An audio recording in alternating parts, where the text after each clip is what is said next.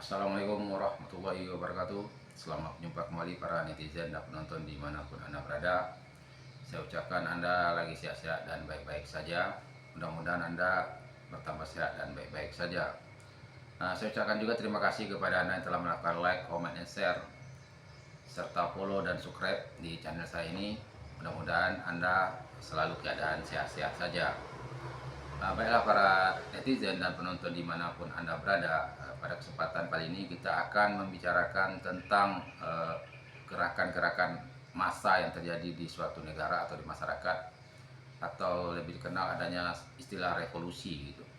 Jadi sebenarnya revolusi ini di setiap negara dan di setiap masa itu selalu terjadi sebenarnya. Cuma kita mengambil revolusi yang ada di dunia ini yang terkenal atau yang sering dibicarakan orang atau yang sering menjadi rujukan orang untuk membuat suatu revolusi yang lain di suatu tempat.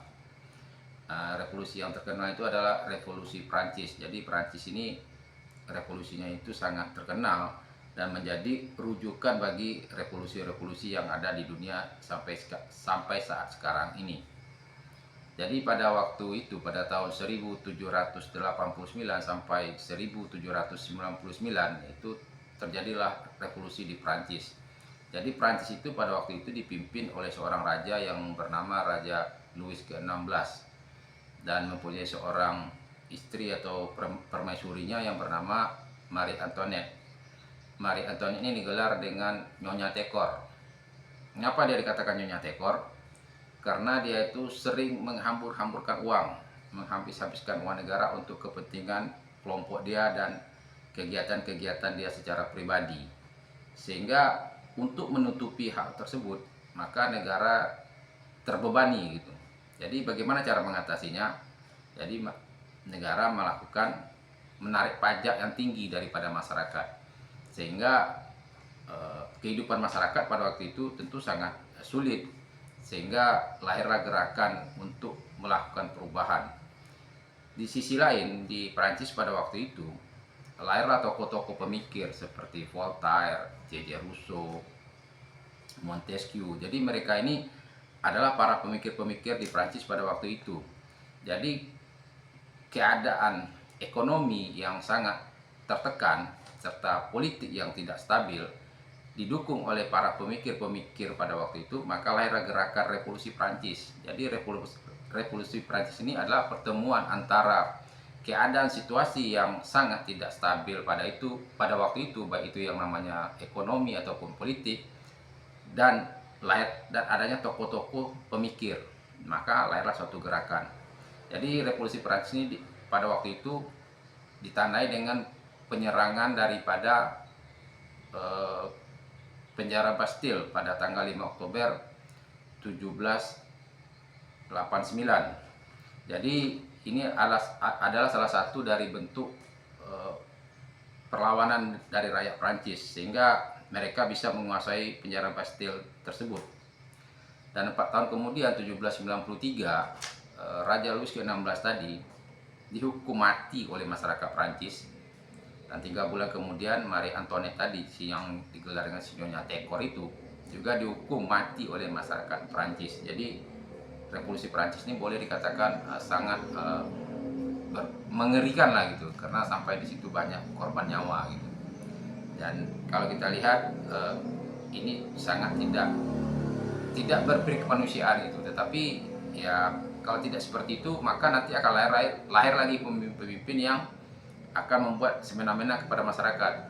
Kalau kita lihat sampai detik hari ini, Prancis itu semenjak kejadian tersebut tidak ada lagi pemimpin mereka yang semena-mena kepada masyarakat. Mereka sudah bisa hidup dengan baik secara demokrasi di negara mereka seperti itu.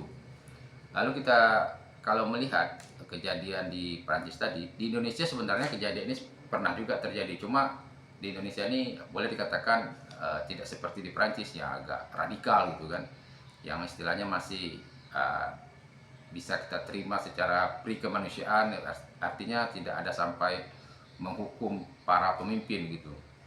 Yang pertama itu pada tahun 1966, waktu itu kehidupan politik tidak stabil, ekonomi pun tidak berjalan dengan baik, dan para pada waktu itu banyak tokoh-tokoh muda yang ingin melakukan perubahan, maka pemerintahan rezim Orde Lama yang pada waktu itu yang dipimpin Soekarno akhirnya jatuh, dan perubahan terjadilah besar-besaran di Indonesia pada waktu itu. Dan pemerintahan yang baru itu menamakan diri mereka rezim Orde Baru. Nah, rezim Orde Baru ini pun berjalan selama 32 tahun. Tetapi selama 32 tahun rezim Orde Baru ini sama juga dengan rezim Orde Lama, hanya menguntungkan sekelompok orang atau kelompok-kelompok tertentu. Sehingga gerakan reformasi pada tahun 98 pun lahir karena keadaan pada waktu itu politik tidak stabil juga, dan ekonomi yang jelas tidak juga stabil, ditambah oleh pemikir-pemikir daripada mahasiswa dan para tokoh-tokoh pada waktu itu, ya, salah satunya Amin Rais, dan mungkin sebenarnya banyak tokoh-tokoh lain, tapi waktu itu yang menonjol itu si Amin Rais itu, sehingga lahirlah gerakan reformasi di 1998. Maka pemerintahan rezim Orde Baru juga jatuh. Dan setelah rezim Orde Baru jatuh, maka Indonesia ini tentu harapan masyarakat atau keinginan daripada warga negara Indonesia ini bisa berjalan dengan baik secara demokrasi. Tetapi hal tersebut tidak terrealisasi juga, karena setelah reformasi tersebut banyak pemimpin-pemimpin yang lahir itu pemimpin boneka, sehingga kebijakan-kebijakan daripada pemerintah hanya menguntungkan segelintir orang dan tidak juga membuat kehidupan masyarakat itu menjadi lebih baik. Maka sekarang ini pada tahun 2024 gerakan itu muncul lagi, tapi gerakan itu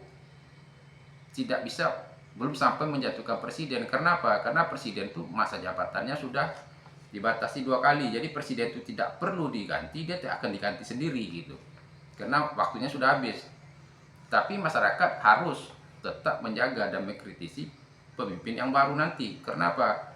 Kalau tidak dikritisi, kalau tidak dikawal pemerintah ini, maka dia akan berbuat seperti yang telah lalu lagi gitu. Jadi tentu dia akan memberi keuntungan bagi kelompok-kelompok dia saja gitu, bagi kelompok-kelompok yang ada berhubungan dengan dia. Dia tidak bisa memberi kenyamanan bagi semua orang gitu. Karena sifat pemimpin itu seperti itu, karena dia hanya bisa membantu atau menyelesaikan untuk kelompok dia, untuk semua itu sangat sulit gitu. Maka kita sebagai masyarakat harus bisa mengambil peran sebagai pengontrol daripada kegiatan daripada pemerintahan ini. Karena kalau pemerintah ini tidak dikontrol, kalau dibiarkan berjalan sendiri, maka dia akan berbuat seperti yang dulu-dulu kembali gitu. Jadi memang pekerjaan ini agak sulit, memang pekerjaan ini agak merepotkan, tapi itulah kita sebagai warga negara, sebagai masyarakat, sebagai penduduk, atau kita harus bisa mempertahankan keberadaan kita. Kalau kita tidak mau proaktif, maka nanti akan timbul lagi pemerintahan-pemerintahan yang bisa merugikan kita sendiri. Jadi semuanya itu tergantung kepada kita, di sisi mana kita harus berdiri. Apakah kita ikut pula menghancurkan suatu negara kita ini, atau kita akan mempertahankan negara kita ini. Jadi kita harus bisa berpikir, harus bisa melihat ke depan mana yang baik untuk negara kita. Nah, ini yang dapat saya sampaikan pada kesempatan kali ini. Mudah-mudahan ada nanti tanggapan apa segala macam, nanti Anda bisa bicara di kolom komentar. Akhirul kalam, assalamualaikum warahmatullahi wabarakatuh.